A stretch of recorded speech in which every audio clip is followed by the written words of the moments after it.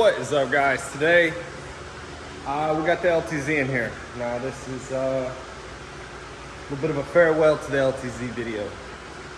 I spent a lot of money on this shop and I just want to pump some money back into it, so I'm going to part ways with this thing. But first I have to get it back up and running because it has been parked for quite some time now, since November.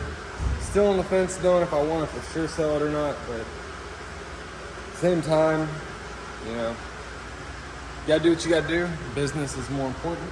I ain't fucking rich. I was supposed to be going to get a razor this morning, 2012. I found him on Facebook. He wanted 16. I'm like, hey, can you give me some more details on it? Do you have the seats? It didn't look too bad. It was about the same exterior condition as the last razor we did. And I'm texting him. He ends up calling me. And he's like, well, I got it as a form of pavement because I financed the guy a car. The guy trashed the car and didn't pay, so when I went to go get the car, I took whatever I could of value in exchange for what he owed me. I'm like, well, what did he tell you about it? Oh, it just needs a battery and a solenoid.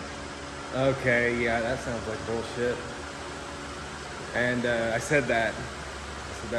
Not offense to you, but that sounds like bullshit. He says he turned the engine over by hand. Cool. We agree on 1100. I'm gonna risk it for the brisket, you know. We hang up the phone. I was gonna leave that way and be there at 10:30, 11 this morning. It was a 2.5 hour drive down there. I looked at my phone calls. It was 9:44 when I talked to him about picking it up at 11. And by 9:59, he was like, hey, something came up with work. Maybe I can do it Monday. Well, here it is. It's Tuesday. So, yeah, he probably sold it to somebody else. Somebody gave him a better offer. But I mean, come on, at least you could have some backbone and say that. That's fucking hilarious. Did you hear my phone just go off? He just texted me back. I said, okay, I had just texted him back this morning. Okay, he said, it is. Sorry, sold. My dad wanted to buy. That is typical marketplace. You know, that's how it is, what it is. It's 2 machines this week I missed out on. Oh well. We're gonna get this thing knocked out and get it up for sale. I'm thinking I'll probably list it for $2,800. Cosmetically, it's not perfect anymore, but I can make it mechanically perfect, I know for sure. We're gonna need rear carrier bearings. Hopefully the rear axle nut is gonna be able to be used again. The petcock, probably the carburetor going through, and I have an electrical problem, although I don't know what it is. Now, when I turn the key on, this thing has no power to anything. Now, I'm pretty sure I know exactly what's up with the power on this unit.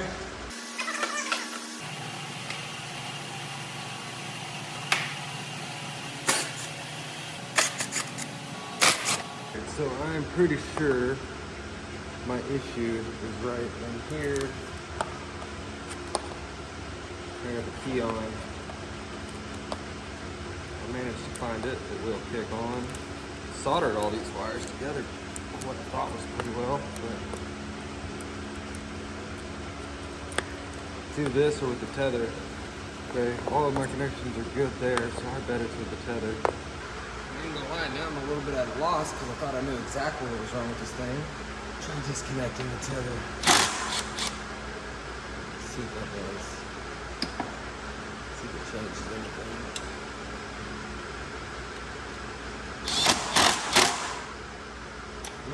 So after some troubleshooting, turns out it is the ignition. This is my ignition wires. I just disconnected it. I found another plug that plugs right in. So, looks like I'm gonna have to order another ignition. Hopefully not a new fuel tank as well. I know I need another air filter, but I'm not sure what failed in this ignition. In the meantime, we're gonna check out the fuel tank. So, a little while back, Brian needed a petcock. I said, hey, just take the one off the LTZ, buy me a new one. You can get that machine that you got sold. Turns out, somebody epoxied the petcock on my original tank. Which is that's a problem. I wonder if it's because they spun one of these nuts and try to clean it up. Hopefully it'll clean up and be decent and be usable. Aside from that, I know we need an air filter, maybe a chain. I'm not sure if this is even gonna work, but we're gonna try it. I'm gonna try this first before I decide to take to the wire brush. I don't know, it kind of looks like it's working. And I don't remember if I noticed this when I put this LTZ together the first time and I just forgot about it, or what.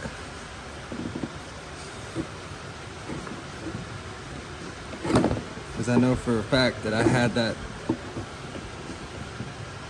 on there to begin with. I didn't put this petcock on here.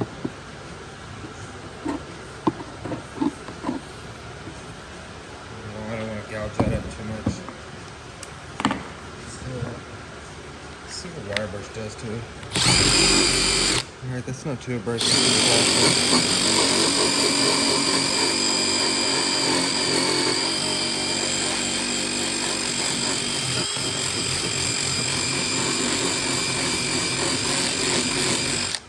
That is messed up. The whole mating surface is just destroyed right there, and that's not from me. I definitely didn't gouge that much into it. You can kind of see, like right through there, how gouged that is.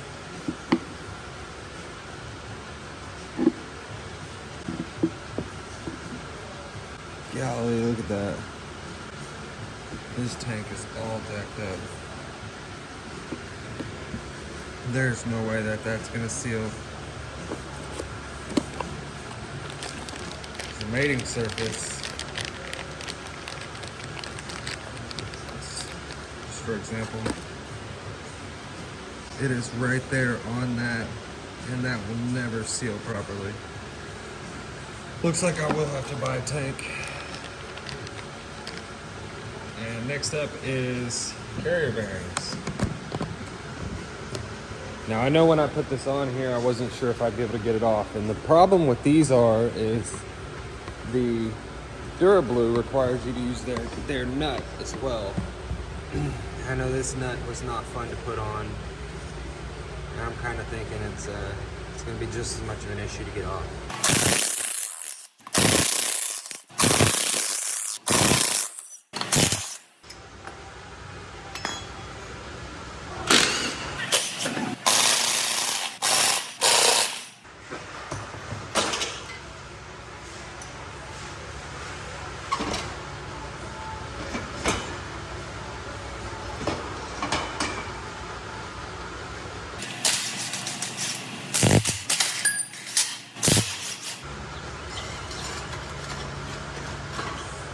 Alright, so that looks like our seal's leaked. This bearing's got play in it. This bearing's dry and doesn't hardly want to move. See why that seal's all jacked up. That race I ran, man, it tore some shit up, that's for sure. So, we need newer carrier bearing. Looks like I'll be able to reuse the lock nut. That's a little bit of what I was worried about. This lock nut here is like $200 or something like that. So it looks like we're good to order parts. We need carrier bearings. Already ordered the ignition, and we need air filter and chain. Everything else should be pretty good. All right, we are back. We had to wait for a few parts for the LTZ. Everything has come in, and we should be good to go, except for my new gas tank's coming in a little later today. We got new petcock, new chain, filter, and another rear carrier. And for those of you who may not know, these aftermarket carriers, the factory bearings are larger. So I ordered bearings and I was just gonna do new carrier bearings, but that doesn't work like that evidently. And I don't have an OEM carrier anymore. I never actually have had an OEM carrier for this. So we were going to get this thing put back together and up for sale today.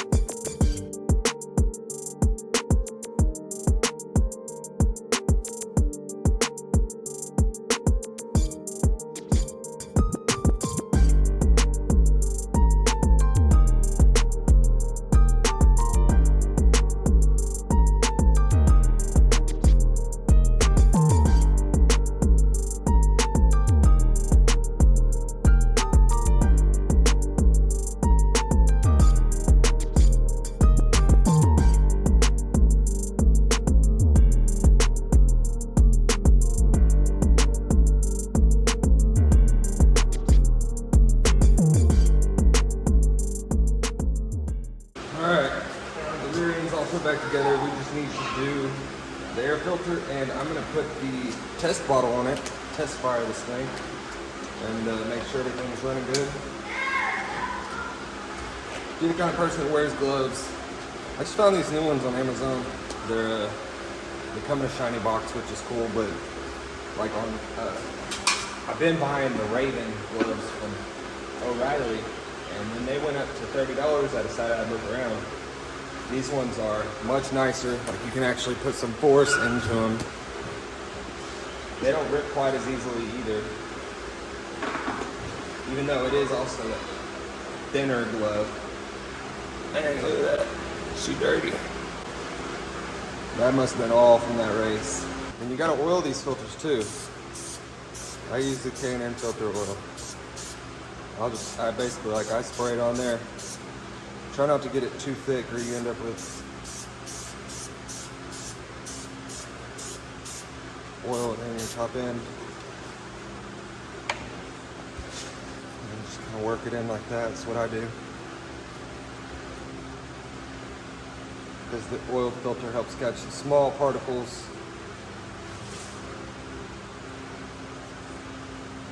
Need a little more. I like to oil that to try to make sure that I get a good seal too.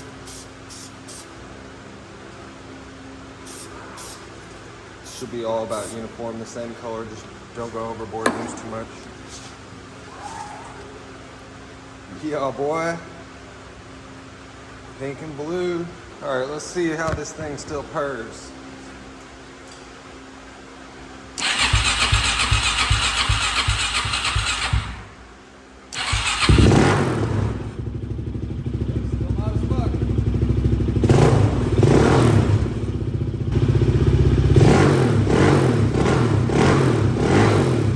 So now we just do the fun game of hurry up and wait on USPS. You know, that's everybody's favorite game. Just hurry up and wait on the mail. Like, it's a couple hours till they even get here. All right. Tank is in. Petcock is on. Now we just need to get everything mounted up and put back together. Be good to go. I always use a Raptor 660 type petcock. Those other factory Suzuki ones. Get this body put back together. It does not take that long. But take this thing apart 10 million times. I ain't gonna lie, I hate reusing those push pins, so I just bought a whole ass kit. These things are like $11 or $12 or something like that on Amazon. And the tool that it comes with is so much better.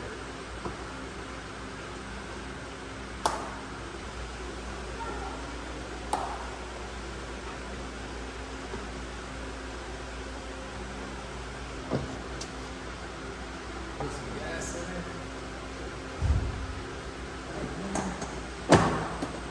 Now, it's time to wash it, take it for a spin.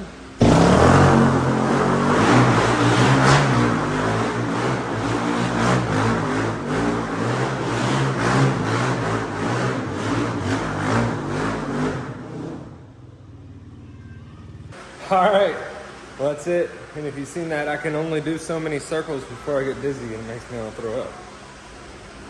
It's not meant, so I'm gonna put it up for sale. We'll see what happens. I'll be honest with you, I thought that I was gonna have this part of me that didn't want to sell it at all as soon as I wrote it, but yeah, it's there a little bit, but at the same time, I don't know, I guess not as much fun. It feels small to me. Maybe I need something. Maybe the +2 steering stem would have done that. I don't know, maybe I've just gotten so used to the Outlander being so much bigger. I will say this thing feels like light as hell while I'm out there compared to riding my 1,000-pound Outlander, where this is less than half the weight of that thing. Still rips, still loud. Time to move on to the next one, move on to something else. Thanks for watching. Be sure to like and subscribe if you want to see whatever we're bringing in next.